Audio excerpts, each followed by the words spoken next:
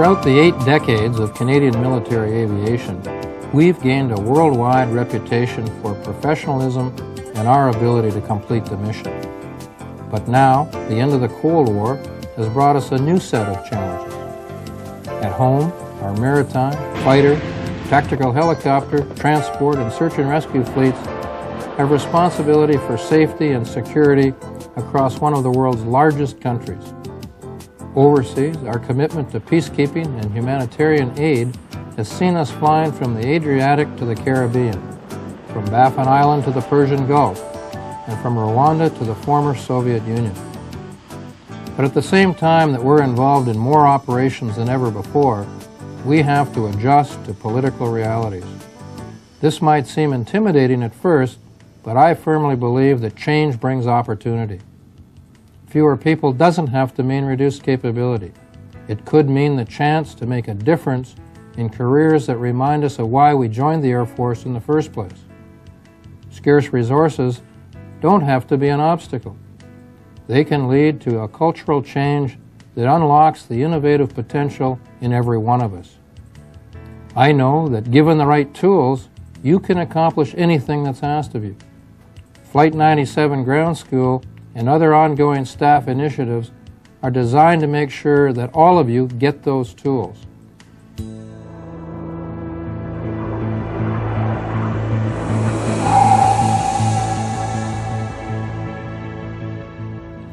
From its very beginning, Flight 97 Ground School is about culture, the culture of change.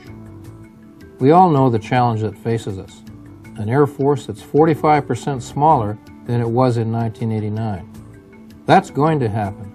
It is happening. We can't stop it, and there's nothing to say there aren't more changes ahead. In fact, one of the few constants in our future will be change. But that doesn't mean we just bury our heads and let it happen. By working together to manage the change instead of reacting to it, we're going to produce an Air Force that's mission-ready and capable of performing every operation required of it. This won't happen because we've learned to do more with less. We'll succeed because we'll do better with the resources we have been given. This is an opportunity for every one of us, janitors to generals, typists to test pilots, both military and civilian, to embrace a new culture that's more productive, more efficient, and more satisfying than most of us can imagine right now. But its spirit is something that our parents and their parents would recognize. This organization didn't fight to victory in 2 world wars by competing internally and defending bureaucracy. We won through cooperation, through trust, and by doing what was needed to get the job done. A new culture. That's the first message of Flight 97 Ground School. Across the Air Force, Flight 97 is on the runway, and the changes are beginning. Changes to the way we work, to the way we interact. The Air Force of the future is going to be a very different organization from the one we serve in today. Different and stronger. It's not going to be easy. Change never is. But the goal, an Air Force that not only survives but flourishes, is worth the effort. In changing our culture, we can look at 5 elements or layers that define how our organization works. All of them interconnected, all of them crucial to success. At the very center is our philosophy, our values, our core business. How we do our job and the tools we're given to accomplish it may change, but our purpose, our reason for existence, is never in doubt. Almost since the beginning of flight, our men and women have defended the nation, served its citizens, and carried out the policies of our democratically elected government. This proud tradition of service is the source of our uniqueness. It's the tie that binds us all together. And it's the firm foundation on which we'll build the new Air Force.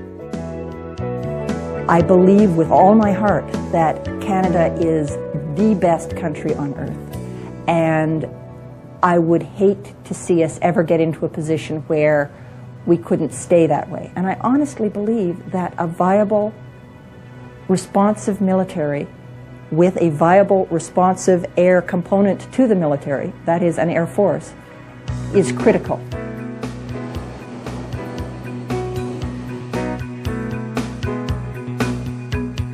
Our goal is an Air Force that's mission ready, whatever our nation asks. And this ground school is how we're preparing to achieve it. If you think of Flight 97 as a huge formation of aircraft, then each of us is flying into the future to do battle. We want to destroy those parts of the old system that are redundant, preserve those that remain valuable, and find innovative new ways to use our resources. The routes of the various sections of aircraft will differ, as will the obstacles to be overcome. Not everyone will make it, but those of you who do will know why you've succeeded.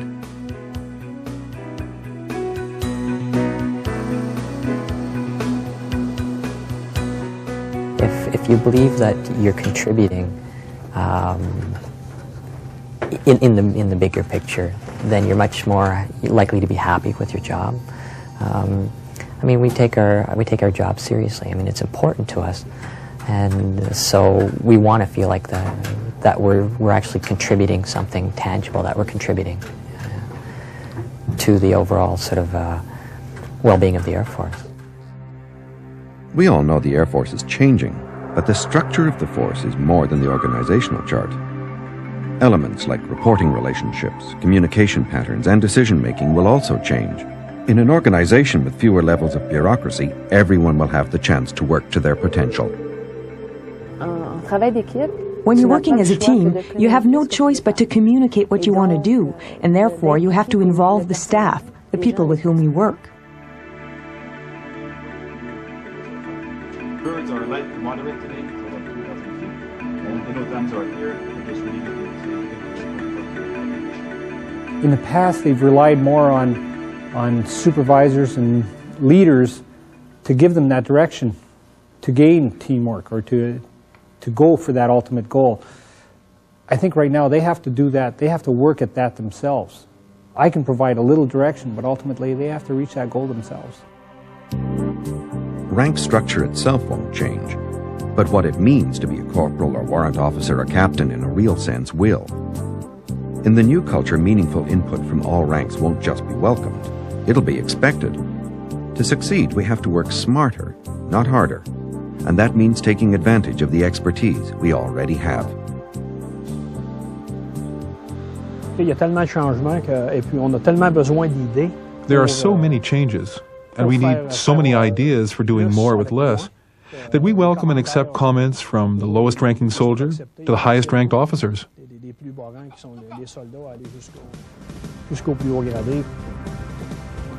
Everyone was going to be equal in opinion, and yet we would still respect the military ethos, the military rank structure. But at the same time, we want to do away with those trappings that are not beneficial to a team approach, and that is where you feel that simply because someone is a major, they are a better person or a more valuable person than someone who's a master corporal. That's simply not so.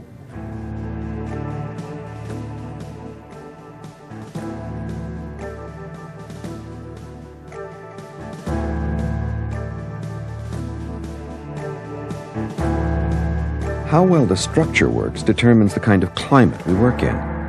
When the structure we've built promotes teamwork, communication, and self-worth, the climate becomes one of trust, mutual respect, and high morale at all levels.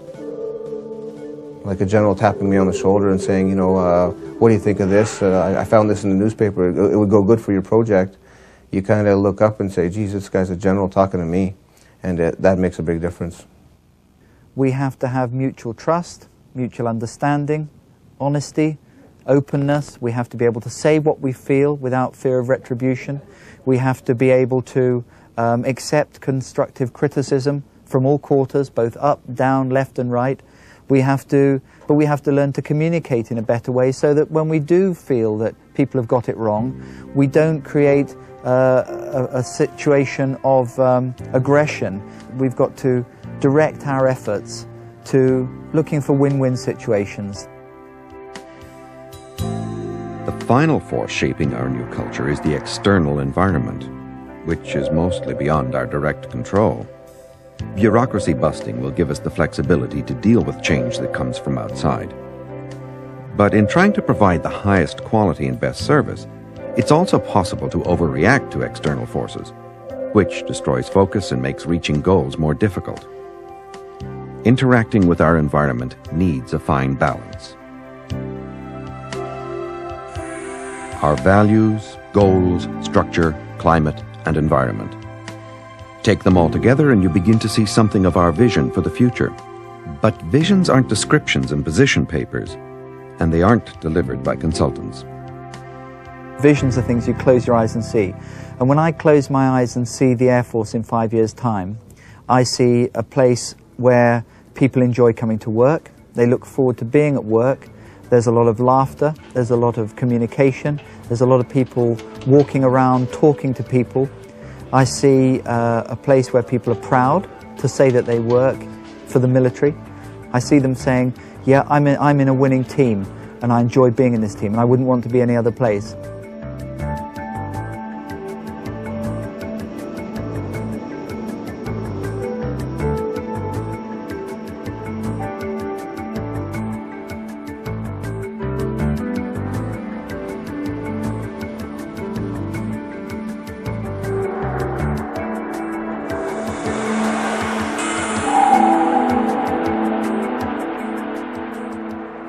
Up and down the chain of command, the most important personal skill any of us possesses is the ability to communicate, really communicate with each other. In all of the many talks I have with people, both inside and outside our Air Force, I continually make the point that in my 34 years of service, I have never been let down by our personnel when I have been able to tell them what I felt had to be done and how I expected us to do it. Only when I failed to properly communicate have I found myself in trouble. The success of our mission depends on our being able to understand each other. It depends on everyone knowing what's really happening in Flight 97. It depends on making sure that everyone is heard so that everyone can contribute. The new culture we're building encourages the open expression and free exchange of ideas that's vital to real communication. Communication starts with listening, and listening is a lot more than simply hearing what's being said. Our personnel will have to develop new skills, teamwork and communication. We'll have to learn how to communicate, not only by speaking, but by listening, in order to better understand just what a person is trying to tell us or ask of us. It's very important to communicate clearly, so everyone knows what we're talking about.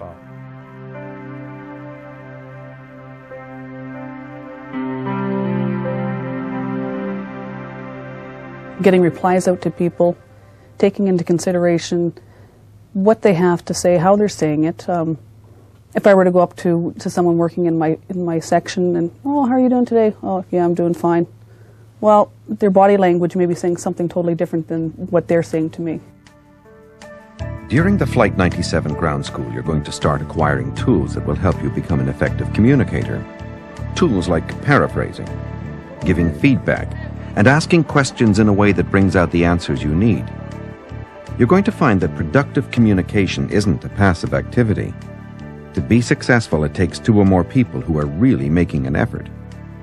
If you don't understand what's happening at the top level, you're left in the dark at the bottom. You don't know what you're doing. Why am I doing this? You begin to question, and it drags down the morale if you just simply don't understand. You have to know the big picture in order to do the little picture properly. Communication, to me, is critically important to working as a team. And by that, I don't mean me sitting and talking at somebody, but having a dialogue, sitting down and exchanging ideas, listening before formulating my own opinion on what is this person really saying and how can I get my answer ready before I've even thought of what they're trying to express to me. If effective listening is hearing and understanding the message that's being sent, then effective expression is sending the message in a way that invites people to listen and promotes understanding. It's only when both skills are present that there's real dialogue and the way is open to resolving differences. That's important because conflict is an inevitable risk of human interaction, especially in times of stress. Conflict can seriously reduce our ability to get the job done. Conflict resolution techniques will also be a part of the Flight 97 ground school.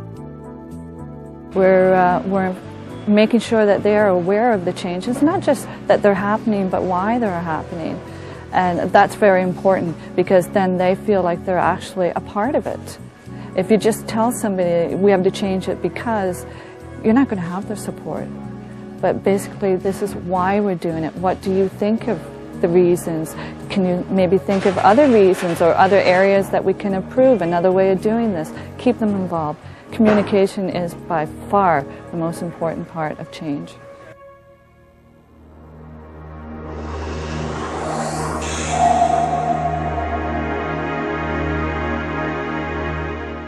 In the Air Force, we pride ourselves on teamwork, our ability to work together to achieve goals.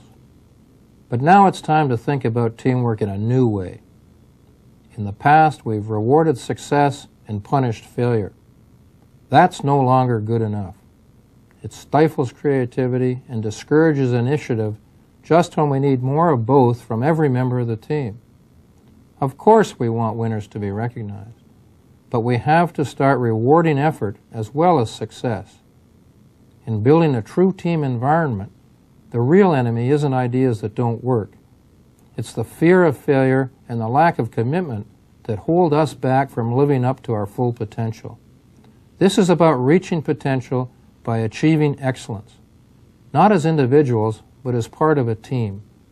This theme extends from our flight safety program, where we promote the notion of risk management, to new ideas and initiatives for busting the bureaucracy.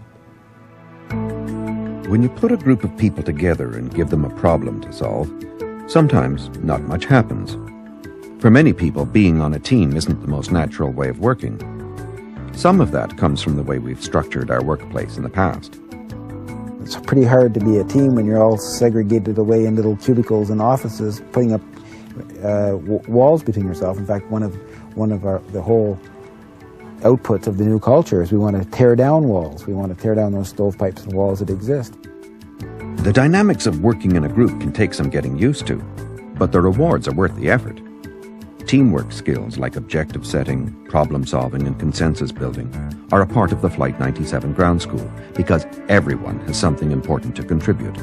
Thoughts and ideas we can't afford to miss. Group dynamics is important in any team. I have found that I've learned a lot about myself by listening to folks and understanding what is my emotional reaction to what they're saying, and separate that from the content of what they're saying. It has helped me because often when I have taken a look at a subject that someone has presented, instead of flying off the handle, I've been able to say, okay, this makes me uncomfortable. Now, why does it make me uncomfortable? The idea of teamwork goes far beyond our immediate co-workers. For us to succeed, the whole Air Force has to be the team. When all of us are communicating, everybody knows what's happening, and everyone's opinion is considered. After all, the next great idea can come from anywhere. What's important is to be able to tell our troops that in 5 years we'll be there, in 10 years we'll be there. We have to know where we're going. These guys, whether it's the lowest private or the master warrant officer sitting upstairs asking us to do these changes, come up with all kinds of ideas. We sit down and we weigh them, see what it'll cost us in manpower, how effective they're going to be, and 50% of the time it could be the new guy or the youngest guy in our crew that comes up with a good idea. One of the things that I have had the most difficulty with as an officer in the forces is the assumption on the part of people who work for me at all levels that I must know what's going on if they know what's going on. And while that's a very flattering assumption, it's very far from the truth. The people who do the work see the problems. They are intimately involved with what could be done better, how it could be done better. In the ground school, you'll discover how a team can take good ideas and develop them into real solutions. You'll learn by doing, analyzing a situation, reaching conclusions, and then applying those conclusions to real-world problems. It works because everybody's involved. We don't have a small group involved, we have everybody involved. Everybody working together and getting the job done.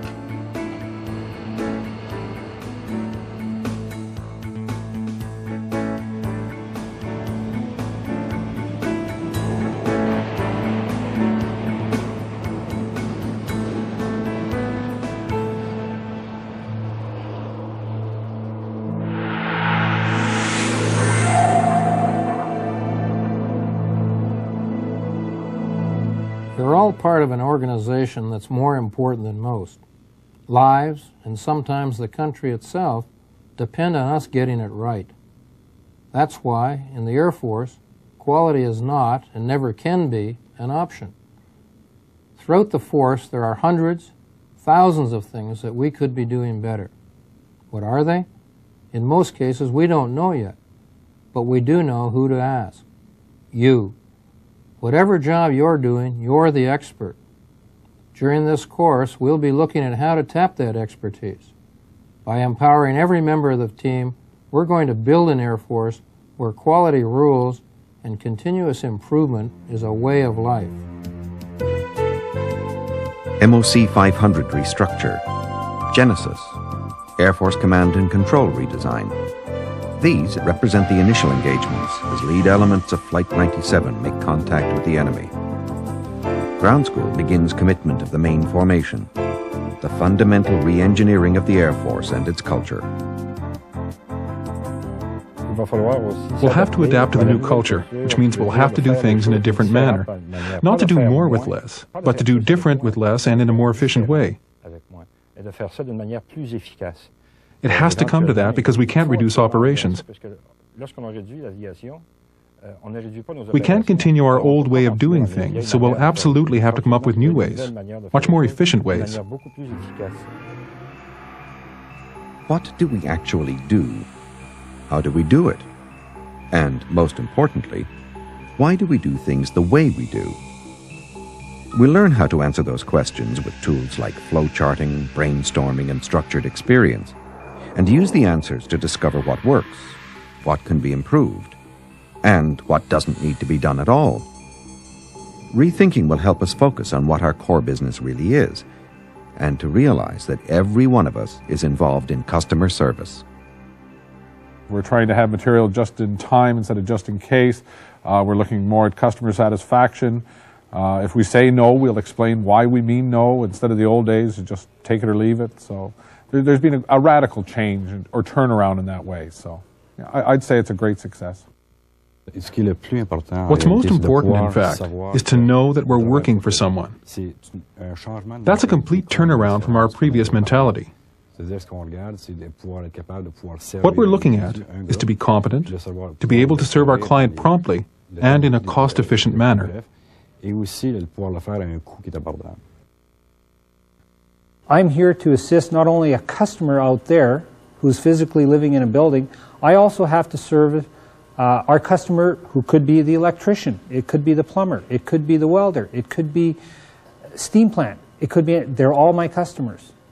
And I have to make sure that they're number one on the top of my list. That's my goal.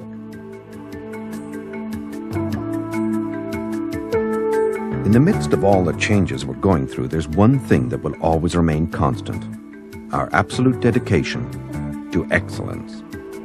It all starts with the people who actually do the work, which is why the new Air Force will encourage input from all ranks. But a quality organization has to go further. People with the responsibility for producing quality work need the authority to make it happen.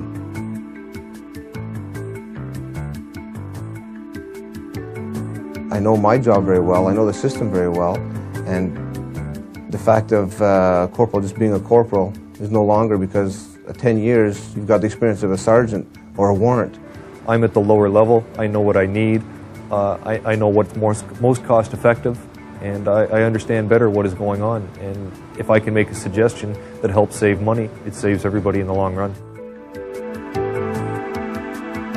As this culture of quality takes hold, it will affect far more than our work. The spirit and sense of community it creates will spread to all aspects of our lives. And that's the way it should be. To do our best and be our best, quality of work has to be balanced with quality of life.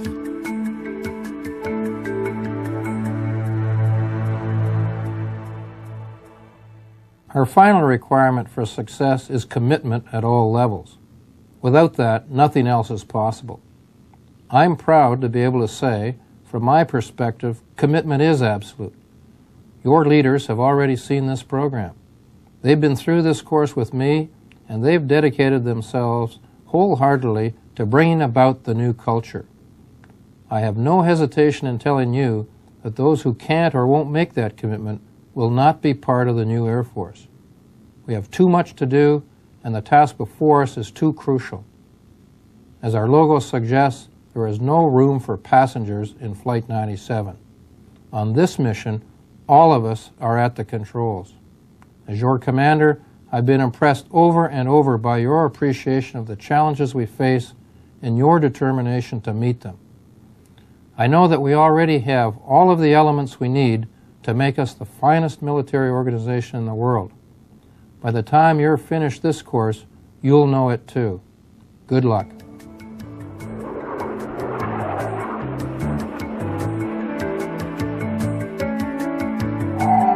It has to succeed. The Air Force cannot die. It must be in the future. For the good of the country, for the good of the military, we have to do it.